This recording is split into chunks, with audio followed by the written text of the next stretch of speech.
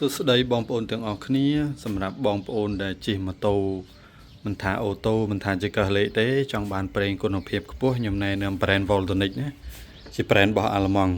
ញ្ចឹង Voltonic នៅកន្លែងខ្ញុំមាន10ខ្សែ5ខ្សែ5សាមអញ្ចឹងសម្រាប់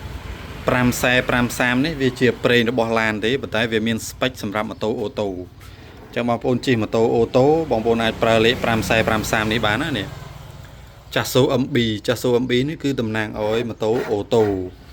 ហើយនេះក៏ដូចគ្នាដែរនេះមានចាស់សូ MB ដែរ530នេះសម្រាប់ម៉ូតូថ្មីនេះចាស់សូ MB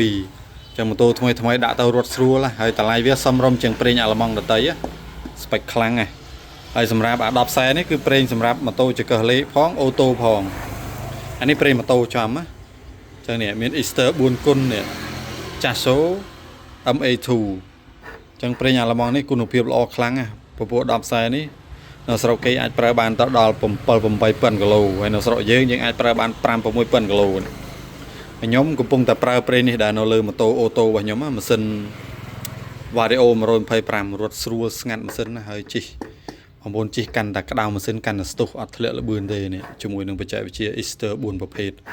ហើយនឹង Ultra Light Running នេះគឺខ្លាំងណាស់នេះUltra Light Running គ្រប់ប្រេងទាំងអស់ហើយធម្មតាប្រេងវាមាន Viscosity Index ខ្ពស់អានេះ175អានេះគេអត់ដាក់ទេតែឆែកក្នុង website អានេះ182ហើយអា530នេះ188អញ្ចឹងអា Viscosity Index នេះកាន់តែខ្ពស់បងប្អូនធ្វើដំណើរផ្លូវឆ្ងាយម៉ាស៊ីនក្តៅខ្លាំងអីគឺវាអត់ងាយប្រែប្រួលប្រេងទេអញ្ចឹងវានៅតែការពារម៉ាស៊ីនម៉ូតូបានល្អបងប្អូនដែលចាប់អារម្មណ៍ពេលបងប្អូនជិះម៉ូតូ